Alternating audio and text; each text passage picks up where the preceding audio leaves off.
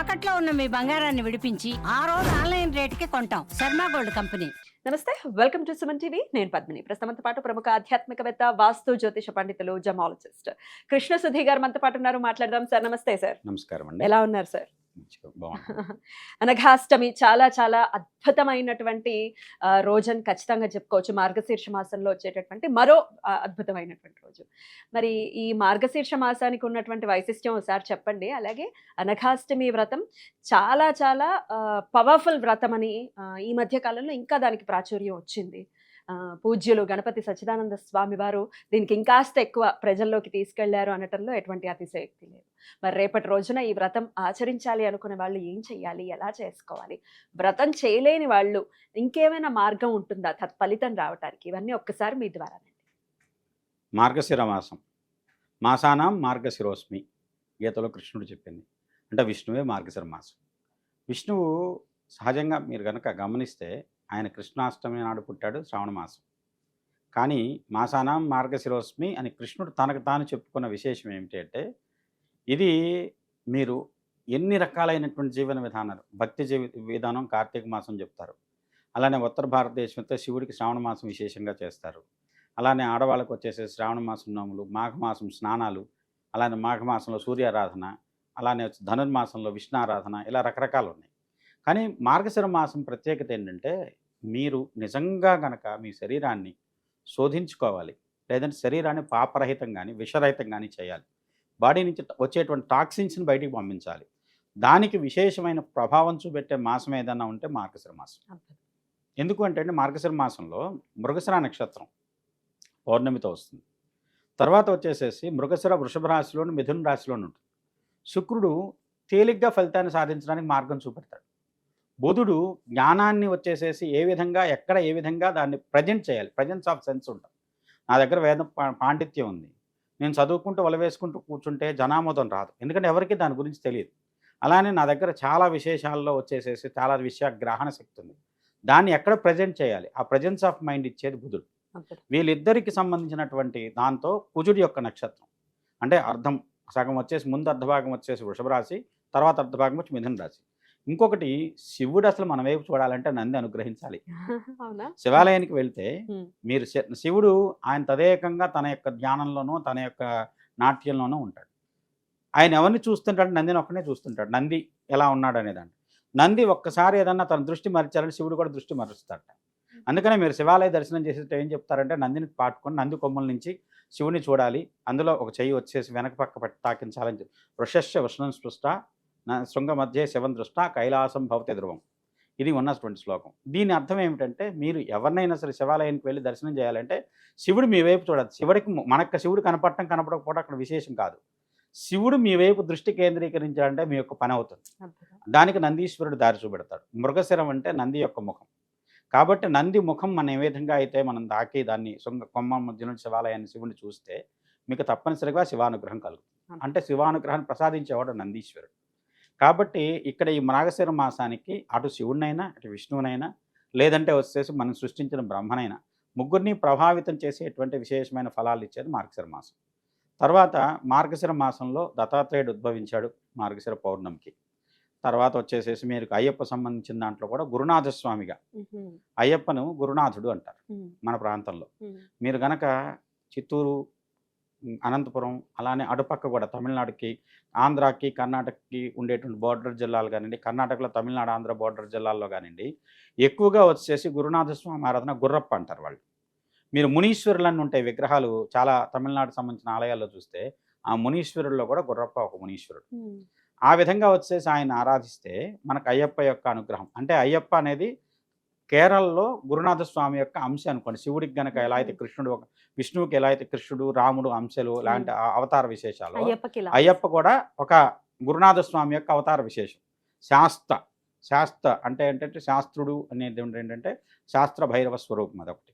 ఆ స్వరూపం ఏంటంటే భూతనాథుడు. ఆ భూతనాథుడు కేరళ ప్రాంతంలో జన్మించింది వచ్చేసేసి అయ్యప్ప రూపంలో ఆయన వచ్చేసేసి ఆ విధంగా ఆ ప్రాంతాన్ని అనుగ్రహించాడు. అందరం వెళ్తున్నాం, దర్శనం చేసుకున్నాం. కానీ మన ప్రాంతానికి సంబంధించిన అయ్యప్ప యొక్క మూల రూపం గురునాథ స్వామి. ఆ విధంగా ఆయన కూడా మార్గశిర పౌర్ణమి నాడు ఉద్భవించాడు. తర్వాత ఇంకొక విశేషం ఏమిటి అంటే, మార్గశిర మాసంలో ఇక్కడ గీతా బోధన, అది గీత జయంతి కూడా మార్గశిర మాసంలో ఏకాదశి. వస్తుంది. సహజంగా ఏకాదశి ధనుర్మాసం కలిసిన ఏకాదశి ఒక్కొక్కసారి పుష్యమాసంలో ఉండొచ్చు. పడుతుంది కానివ్వండి, అవును. ఉద్భవించినప్పుడు మార్గశిర ఏకాదశి. ఈ విధంగా దీంతో పాటు అంటే జ్ఞానాన్ని చెప్పడానికి, భక్తిని చంపడానికి, భక్తి జ్ఞాన వైరాగ్య యోగాలన్నీ కూడా అనుగ్రహించేటువంటి మాసం మార్గశిర మాసం. అద్భుతం. ఇక మనం అనుకునేటువంటి అనఘాష్టమి వ్రతం. దత్తాత్రేయ స్వామి. దత్తాత్రేయ స్వామి ఏంటంటే త్రిమూర్తి ఆత్మకుడు. అత్రి అనసూయ దంపతులకు దత్తుడు ఎవరయ్యారంటే త్రిమూర్తులే దత్తులయ్యారు. మాకు మేంగా వచ్చేసేసి నీకు పుత్రులుగా జన్మిస్తామని చెప్పేసి వాళ్ళకు వాళ్ళు కోరుకున్నది అనుగ్రహించింది. వాళ్ళకు ఆ విధంగా దత్తాత్రేయ స్వామి సంతానంగా జన్మించాడు. జన్మించిన సంతానంలో దత్తాత్రేయ స్వామి యోగ విద్యకు కానివ్వండి, ఆయన అనుగ్రహం ఉంటే గురువుకి ఎవరైనా సరే ప్రతిరూపం గురువు అంటే ఎవరు చెప్పాలంటే దత్తాత్రేయ స్వామిని ప్రథమంగా చెప్తారు. గురుగ్రహానికి.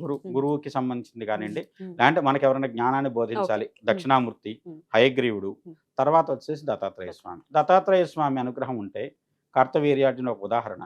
అలానే ఈ మధ్య కాలంలో కూడా చాలామంది మన ప్రాంతంలో తక్కువ ఆచరణలో ఉన్నప్పటికీ కూడా ఎక్కువగా కర్ణాటక, మహారాష్ట్ర ప్రాంతంలో గురువు యొక్క విశేషం కానివ్వండి, దత్తాత్రేయ స్వామి ఆరాధన సఖ్యాతి పర్వత శ్రేణులో ఆయన నిత్యం ఉంటారు అనేటువంటి భావంతో చేస్తుంటారు.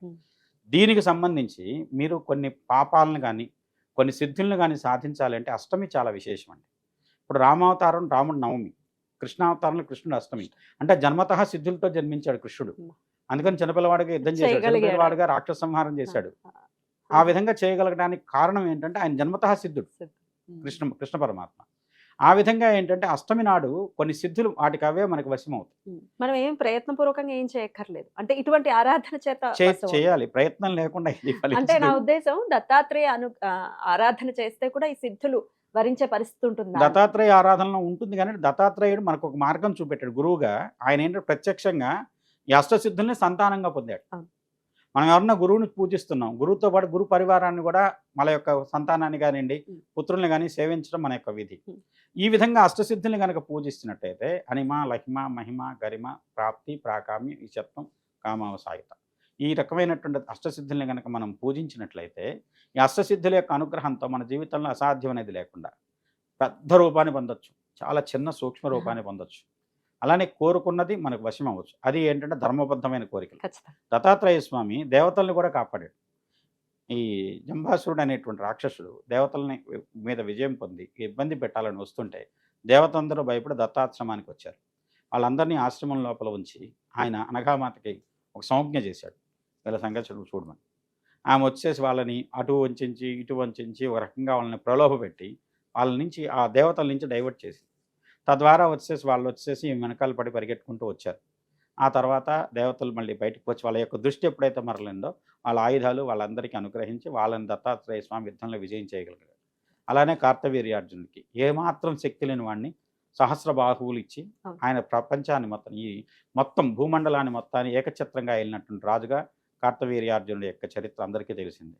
ఇంకా విశేషంగా చెప్పాలంటే మీకు అందరికి అర్థం కావాలంటే రావణాసురుడిని కట్టి బంధించి ఆయన దాంట్లో పట్టేసేసి ఆ 10 తలగరు పురుగును ఇడ్చుకురండి అని చెప్పేసి అని దాంతోపాటు ఆయన బ్రహ్మ వచ్చేసేసి బతిమలాడుకునే ఎందుకు పులస బ్రహ్మ వల్ల కూడా కాలేదు, బ్రహ్మను తీసుకొని వచ్చి బతిమలాడుకుంటే నాకు తెలియదు నేను ఆడుకుంటే ఏదో అడ్డం వచ్చాడు తీసుకెళ్ళి కారాగారంలో పడేసు కాబట్టి తీసుకెళ్ళండి అని చెప్పాడు తప్ప అసలు పట్టించుకోకుండా వదిలేశాడు.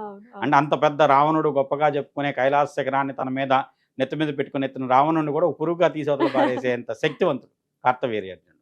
ఆ శక్తి దత్తాత్రేయుడి వల్ల వచ్చింది. దత్తాత్రేయ అనుగ్రహమే పూర్తిగా. అలానే మనకి దైవానుగ్రహం గురు అనుగ్రహం కావాలి అంటే అనఘావ్రతం. పాపాన్ని నశింపచేసేది అనఘం. అఘం అంటే పాపం అండి, అనఘం అంటే పాపరహితం. మీరు శివాష్టోత్రం చూడండి, అలానే విష్ణాష్టోత్రం చూడండి, అనఘ అనే శబ్దం ఉంటుంది. అంటే పాపాన్ని తొలగించే వాళ్ళు కాబట్టి దానికి దత్తాత్రేయ స్వామిని మార్గశిర బహుళ అష్టమి నాడు ఈ అష్టపుత్రులతో కూడుకొని అనఘామాతతో కూడుకొని మొత్తం 10 కలశాలు కానివ్వండి, లేకుంటే వచ్చేసి 10 దర్భలతో బొమ్మలుగా చేసి కానివ్వండి, మనం గనక ఆవాహన చేసి పూజించినట్లయితే ఆ దత్తాత్రేయ స్వామి అనుగ్రహం వలన మనకు అష్టసిద్ధులు వశమవుతాయి.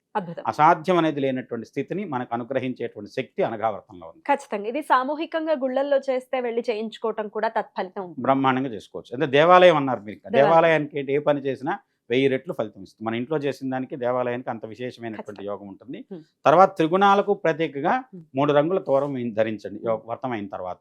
తెలుపు, పసుపు, ఎరుపు రంగు ఈ మూడింటిని కలిపి కట్టుకున్నట్లయితే మీకు ఆ రకమైనటువంటి ఇబ్బంది లేకుండా మీకు త్రిగుణాలను జయించిన వాళ్ళు అవుతారు. మరి వ్రతం చేయలేని పక్షంలో ఇంకేమైనా మార్గం ఉందా అండి ఆ ఫలితం రావటానికి? ఈ వ్రతం జరిగేటువంటి ఆలయాలకు ఓకే. వెళ్ళండి. ఆ, మీకు శక్తి కొలది పండ్లు కానివ్వండి, ఉమ్, లేకుంటే వచ్చేసి వ్రతానికి కావాల్సిన ద్రవ్యం కానివ్వండి, ఉమ్, సమర్పించండి. ఉమ్, తప్పనిసరిగా పంచకజ్జాయ ప్రసాదం తీసుకోండి. ఉమ్, దాని తర్వాత వచ్చేసేసి ప్రత్యేకంగా తోరాన్ని ధరించండి. ఉమ్. దత్తాత్రేయ అనుగ్రహం తప్పనిసరిగా కలుగుతుంది. అద్భుతం అండి. చాలా చాలా విశేషంగా తెలియజేశారు. ఈ అనఘాష్టమిని ఖచ్చితంగా ప్రతి ఒక్కరూ కూడా వినియోగించుకోవాలని ఈ సందర్భంగా మనవి చేస్తూ కృతజ్ఞతలండి. అందరికీ దత్తానుగ్రహం కలగాలని కోరుకుంటూ శుభం. Thank you. నమస్తే.